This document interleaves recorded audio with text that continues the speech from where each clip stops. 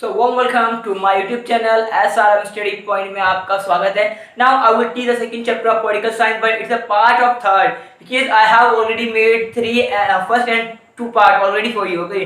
तो जैसे कि मैंने आपको बताया कि मैं पहले फर्स्ट पार्ट और सेकंड पार्ट पढ़ा चुका हूँ और आप अगर उस वीडियो को नहीं देखा है आपने तो आप SRM पर यूट्यूब पर सर्च कर आप मेरी प्लेलिस्ट पा सकते हैं और वहां पर पहला और दूसरा पार्ट देख सकते हैं. So now here I am making the third part of political science which is a very important point of exam so जैसे कि मैंने आपको बताया कि अगर मैं पहले सेकंड पार्ट में जाना चाहूँ, मैंने आपको क्या पढ़ाया था दोबारा रिवाइज करवाऊँ आपको, तो मैंने उसमें पढ़ाया था कि सोवियत संघ का जो पतन है वो उसका पतन किन कारणों से होता है. उन कारणों की हमने चर्चा कर चुके हैं ऑलरेडी और आज हम करेंगे कि गोर्बाचेव कौन थे. तो दोस्तों हमेशा क्वेश्चन पूछा जाता है और मैंने 10 ईयर और कुछ एग्जाम आइडिया से क्वेश्चन निकाले हुए हैं और उनसे मैंने ऐसे इंफॉर्मेशन ली है कि जितने भी एग्जाम और मेरा एक्सपीरियंस जो है मैं वो यहाँ रखना चाहता हूँ. और जैसे मैंने एग्जाम और 10 ईयर में देखा है कि काफ़ी इम्पोर्टेंट ये क्वेश्चन है. वो सारे अगर आप 10 ईयर का कोई सा भी चैप्टर खोलोगे ना तो ये क्वेश्चन आपको पक्का मिलेगा दोस्तों. आप ये क्वेश्चन है काफी इंपोर्टेंट है और आप ये ध्यान से देखिए और मैं आपको पूरा क्लियर समझा दूंगा ये है क्या. जैसे कि मैं आप गोर्बाचेव के क्वेश्चन से स्टार्टिंग से पहले मैं आपको इसका इंट्रोडक्शन देता हूँ कि गोर्बाचेव रियली में था कौन. गोर्बाचेव 1980 के मध्य में क्या हुआ कि ये सोवियत संघ के एक महासचिव के रूप में चुना गया और ये जब चुना गया जब उस समय इसने देखा कि सोवियत व्यवस्था कुछ ढीली ढाली सी लग रही है, उसमें कुछ सुधार की नीति लाने की आवश्यकता है क्योंकि वहां पर हम देखते हैं कि नागरिकों को किसी भी तरह का अधिकार नहीं प्राप्त था और वहां पर ओपन मीडिया और किसी भी तरह का कम्युनिकेशन सिस्टम नहीं था. तो उन्होंने पश्चिमी देशों की व्यवस्था को देखा कि वहां पर सबको फ्रीडम है और वहां पर टेक्नोलॉजी और जो प्रौद्योगिकी है वो उसके मामले में काफी उन्नत है पश्चिमी देश. तो क्या किया उसने पश्चिमी देश के साथ अपने गठबंधन को मजबूत करना चाहा और कुछ सोवियत संघ व्यवस्था में कुछ ढील देना चाहा. तो यही क्वेश्चन हमेशा पूछा जाता है कि सोवियत संघ यानी गोर्बाचेव जो था क्या था, सोवियत संघ में रोग का ठीक निदान कर रहा था, फिर भी क्या हुआ, सोवियत संघ का पतन हो गया. ऐसा क्यों हुआ दोस्तों, किस कारण से हुआ, क्या कॉज ऑफ रीजन रहा होगा इसके पीछे, तो आज हम इसके बारे में कुछ डिस्कस करेंगे. और आप please share like and subscribe करना ना भूले. मैं काफी मेहनत कर रहा हूँ आपके साथ, तो please espouse me, please support me. Okay. So जैसे कि बताया कि सोवियत जो गोर्बाचेव थे सोवियत संघ व्यवस्था में दवाई का बोलते हैं, दवाई का ठीक निदान कर रहे थे, दवाई सही सबको दवाई सही दे रहे थे. लेकिन ऐसा क्या हुआ कि सोवियत व्यवस्था गड़बड़ा गई. यानी गोर्बाचेव सोवियत संघ में रोग का ठीक निदान कर रहे थे लेकिन ऐसा क्या हुआ कि सोवियत व्यवस्था गड़बड़ा गई और उसका पतन हो गया. तो दोस्तों कई विद्वानों के अलग मत हैं और जो सोवियत व्यवस्था के जो अधिकारी थे, जो पार्टी के अधिकारी थे, उनका एक कहना था कि गोर्बाचेव क्या कर रहे हैं, कुछ जल्दी दिखा रहे हैं जिसके कारण क्या हो गया कि सोवियत संघ का पतन हो गया. तो देखते हैं कि किन कारणों से सोवियत संघ का पतन हो गया. और एक महासचिव के कारण से भी ये कहा जा सकता है जो गोर्बाचेव, ये भी क्वेश्चन आता है कि गोर्बाचेव, या अपने आंसर में लिख सकते हैं कि गोर्बाचेव के कारण भी सोवियत संघ का पतन माना जाता है क्योंकि उसने उस व्यवस्था में इतनी ढील दे दी थी जिसके कारण वहां के नागरिकों को अब स्वतंत्रता की अब जो कहते हैं ना कि स्वतंत्रता की लत लग चुकी थी और अब वो दोबारा गुलाम नहीं होना चाहते थे. जैसे कि अगर मान लो कोई व्यक्ति है, अगर हम उसको एक रूम में रखते हैं और उस रूम को काफी सालों तक बंद रखते हैं, ठीक है, और फिर आते हैं हम उस रूम को खोल लेते हैं और वो जो व्यक्ति था उस रूम में बंद था, अगर हम उसको खोल देंगे वो भाग जाएगा और दोबारा वो उस रूम में आना नहीं चाहेगा. और वैसे ही इस व्यवस्था में हम देखते हैं कि किस तरह सोवियत व्यवस्था जो गोर्बाचेव के द्वारा वहां पर संशोधन हुआ, वहां पर रिफॉर्म किया गया सोवियत व्यवस्था में और जिसके कारण क्या हुआ, सोवियत संघ का पतन हो गया. ये भी एक कारण दोस्तों माना जाता है, सोवियत संघ के पतन का एक महत्वपूर्ण कारण ये भी माना जाता है दोस्तों. अब देखते हैं कि सोवियत संघ में जनता के एक तबके की सोच ये थी कि गोरबाचेव की ज्यादा तेज गति से कदम उठाना चाहिए। यानी कुछ वहां के नागरिक जो थे ये कह रहे थे कि गोरबाचेव जो थे, गोरबाचेव को सोवियत व्यवस्था में कुछ ऐसे कदम उठाने चाहिए जो काफी तेजगर हो और जनता का काफी भला कर सके। लेकिन और कुछ वहीं पर अपोजिट पार्टी का कहना ये था कि गोरबाचेव तो अपने अधिकारों के प्रति मतलब ज्यादा तेजी दिखा रहे हैं। इसके कारण सोवियत व्यवस्था क्या हुआ कि अब उसको स्वतंत्रता का स्वाद लग चुका था। अब वो दोबारा गुलाम नहीं होना चाहती थी। अब देखते हैं कि नेक्स्ट पॉइंट में क्या बोलते हैं कि कम्युनिस्ट पार्टी के सदस्यों की कहना था कि गोरबाचेव विशेष अधिकार में काफी जल्दी दिखा रहे हैं। यानी वहां के कम्युनिस्ट पार्टी के जो अधिकारी थे वो ये कह रहे थे कि सोवियत जो गोरबाचेव जी हैं वो काफी जल्दी दिखा रहे हैं,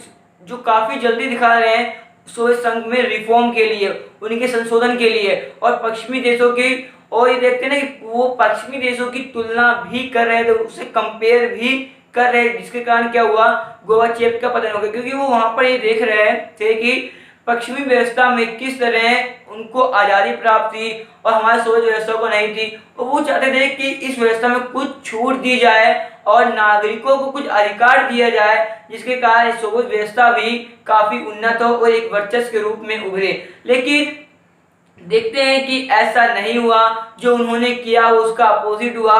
और क्या हुआ कि 1991 में सोवियत संघ का पतन हो गया। और 1991 में पतन जो उसी के जो अधिकारी थे उसने ही इस तख्ता पलट की सबसे पहले क्या किया, गुहार लगाई, सोवियत संघ का पतन हो गया। जैसे कि यूक्रेन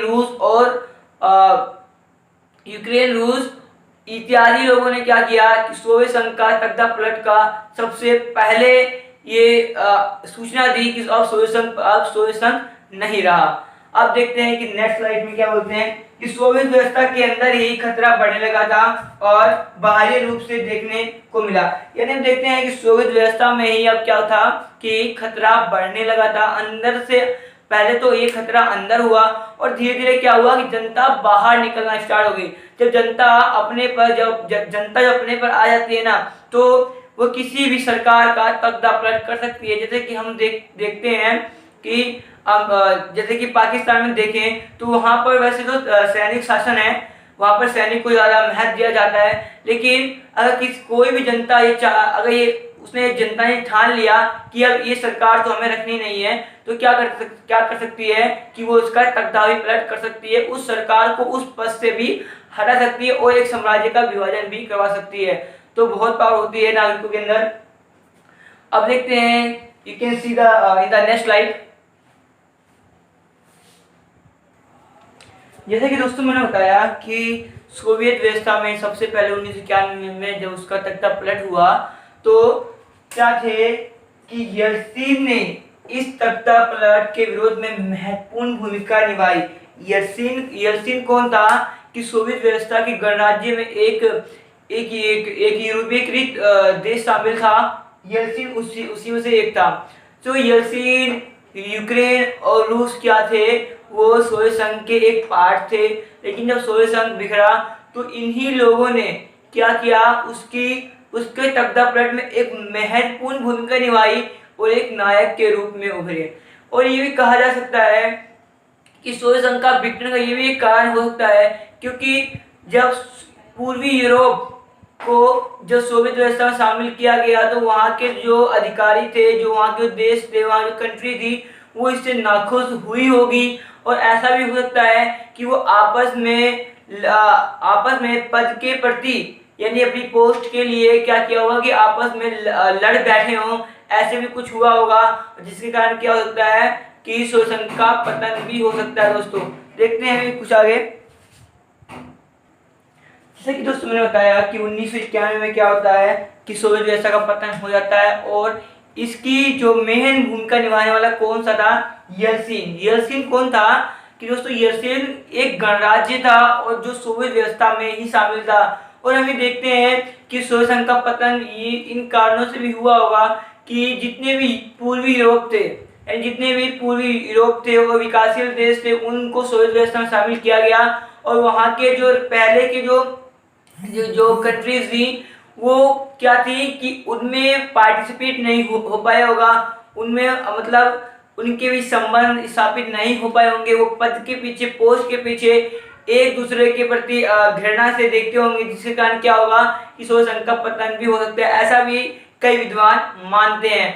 और देखते हैं कि फिर क्या होता है कि सत्ता मास्को से, मास्को क्या है दोस्तों, मास्को ये रूस की कैपिटल है, मास्को ये ध्यान रखिएगा, मास्को रूस की कैपिटल है।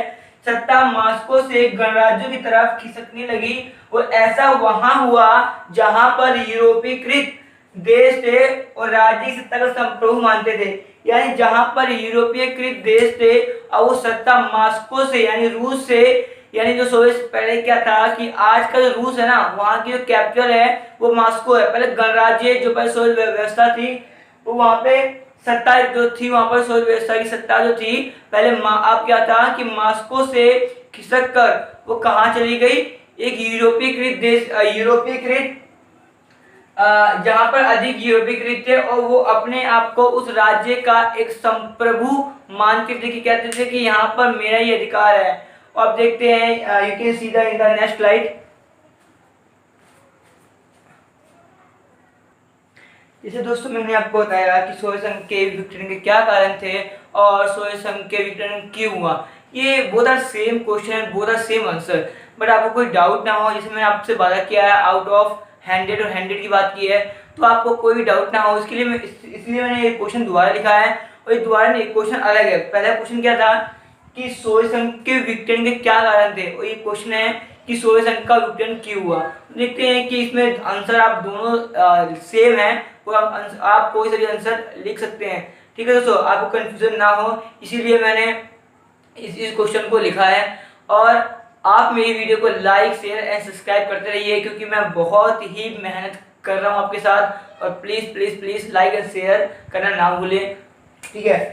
जैसे कि दोस्तों कि सोवियत संघ के विघटन क्यों हुआ, इसमें देखते हैं कि राज्य की जो व्यवस्था यानी जो राज्य का जितना भी पैसा था, अब वो पैसा सोवियत व्यवस्था किस में यूज कर रही है, अब वो यूज कर रही है कि उसमें बमों में और हथियारों में।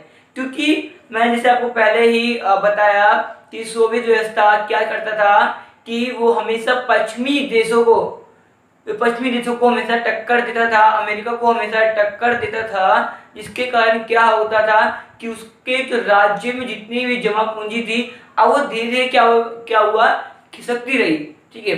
और वहां पर नागरिकों के आकांक्षाओं को पूरा भी ना किया गया और जो उनका पैसा था, जो उनकी कमाई खून पसीने का पैसा था, अब वो पैसा राज्य का जितना भी पैसा था अब वो कहाँ लगा दिया, हथियारों और बम लगा दिया, ठीक है। जिसके कारण कि वहाँ के नागरिकों का ऐसा क्रोध बढ़ गया हो, जिसके कारण सोवियत संघ का पतन हो गया हो, ये भी एक कारण रहा होगा। ओके दोस्तों, और वहाँ पे जैसे मैंने आपको बताया कि वहाँ पे उनके आकांक्षाओं और राजनीतिक स्तर और आर्थिक स्तर पर उनकी आकांक्षाओं को पूरा नहीं किया। और राजनीतिक स्तर की बात करें तो वहाँ पर एक ही पार्टी का दबदबा काफ 70 सालों तक था, ये कोई आम बात नहीं। 70 साल तक अगर एक ही पार्टी का दबदबा रहेगा तो वहां पर टैलेंट यानी तानाशाह आने की जो गुंजाइश है वो बनी रहेगी। और आर्थिक स्तर पर देखते हैं कि वहां पर नागरिकों को किसी प्रकार की आज़ादी नहीं थी। भले ही वहां पर कील से लेकर सुई तक मैन्युफैक्चर होता था, लेकिन वहां पर हम देखते हैं कि नागरिकों को किसी प्रकार की आज़ादी नहीं थी। वो अपनी बात तक अपने राज्य के अधिकारियों को डायरेक्ट बोल नहीं सकते थे। वो अपनी बात को प्रस्तुत करने के लिए कुछ माध्यम जैसे कि चुटकुले और कार्टून के माध्यम से वो अपनी बातों को वहां तक पहुंचाते थे, फिर बाद में वो उनका रिस्पॉन्स देते थे। इसी कारण क्या हुआ, सोवियत संघ का विघटन हो गया। अब देखते हैं कि सोवियत संघ की आबादी का एक बड़ा हिस्सा अपने ही राज्य को एक शक की नजरों से देखने लगा। दोस्तों जैसे मैंने आपको बताया कि सोवियत संघ का विघटन का ये भी कारण हो कि वहां पर पूर्वी यूरोप और जो पहले के राज्य जो पहले के जो कंट्रीज थी जो सोवियत में इंक्लूड थी, अब देखा जा सकता है कि उनमें ऐसा प्रेम संबंध ना बना हो, इसके कारण क्या हुआ, सोवियत संघ का पतन हो गया है, जिसे हो गया हो। और यहाँ पर हमें वही बात फिर दोबारा देखने को मिलती है कि सोवियत संघ का पतन है इसी कारण से हुआ होगा। और कई विद्वान ये कहते हैं कि वहाँ के जो अधिकारी थे, वहाँ के जो अधिकारी, पार्टी के जो अधिकारी थे, वो अपनी ही राज्य की व्यवस्था को एक शक के नज़र से देखने लगे। अगर मान लो कोई भी अगर अधिकारी है, अगर वो अपने ही राज्य को शक के नज़र से देखता है ना, तो अगर वो उस पर थोड़ा भी डाउट करता है तो उसकी जो साम्राज्य जो व्यवस्था है, जो स्ट्रक्चर है, वो ज़्यादा दिन तक नहीं चल सकता। ठीक है। सो ये सब मैंने आपको यहाँ बता दिया, इसमें कुछ ज़्यादा कुछ नहीं है और थोड़े पॉइंट और लिख दूंगा जिससे कि क्या होगा, आपको अंडरस्टैंडिंग हो जाएगी कि what is this and what is that question. Okay, both are same. Okay, just wait and you can see in the next slide. जैसा कि दोस्तों मैंने बताया कि इसका फोर्थ पॉइंट है वो ये है कि पश्चिमी मुल्कों की तरक्की के बारे में अब सोवियत व्यवस्था के नागरिकों को पता चल गया था और सोवियत संघ के नागरिकों को ये पता चल गया था कि सोवियत संघ में जो साम्यवादी व्यवस्था है वो पश्चिमी देशों से ज़्यादा अच्छी नहीं है, क्योंकि पश्चिमी देशों की जो व्यवस्था है वहाँ पर काफ़ी राइट हैं, काफ़ी अधिकार हैं, जिसके कारण क्या हुआ कि वहाँ पर नागरिकों को अधिकार ही मिलते हैं। वहाँ से वो सेल्फ डिपेंड, जो वहाँ पे अधिकार, जो वहाँ पे नागरिक थे वो सेल्फ डिपेंड थे। और देखिए सोवियत संघ में नागरिक सेल्फ डिपेंड नहीं थे, वो अभी भी एक तरह का फ्रीडम बने, एक तरह का आप कह सकते हैं कि अनफ्रीडम थे। ठीक है। अब देखते हैं कि सोवियत संघ के देश पश्चिमी देशों से हथियारों की होड़ करना शुरू कर दिया। यानी देखते हैं कि राज्य का जितना भी पैसा था क्या किया उन्होंने हथियारों में लगा दिया, और हथियारों में लगा दिया और पश्चिमी देशों की जो होड़ है वो करने लगे। क्योंकि हम देखते हैं कि अगर कोई भी किसी से भी होड़ करेगा ना तो एक ना एक लोगों का पता नहीं, बाइफरकेशन तो पक्का होना है। ठीक है। तो देखते हैं कि सोवियत संघ ने किस तरह पश्चिमी देशों से होड़ की, हथियारों को होड़ की, क्योंकि 579 के आसपास अमेरिका के पास हथियार हैं और अब देखते हैं कि रूस के पास उससे थोड़े कम है। ठीक है। तो अगर कोई सोवियत व्यवस्था के जो देश थे अब क्या करते थे कि उनका जितना भी राज्य का जितना भी पैसा होता था वो नागरिकों की भलाई में उसका यूज नहीं करते थे और उसका यूज करते थे हथियारों और बमों बारूदों को खरीदने के लिए, ताकि वो पश्चिमी देशों को पीछा छोड़ सकें। और इसके कारण क्या हुआ कि सोवियत संघ का पतन हो गया हो। और देखते हैं कि एक ही पार्टी, जैसे मैंने आपको बताया दोस्तों, एक ही पार्टी का शासन 70 सालों तक था। ठीक है। जिसके कारण क्या होगा, वहाँ के नागरिक नाखुश हुए होंगे और जिसके कारण क्या होगा, सोवियत संघ का पतन का ये भी एक कारण माना गया होगा।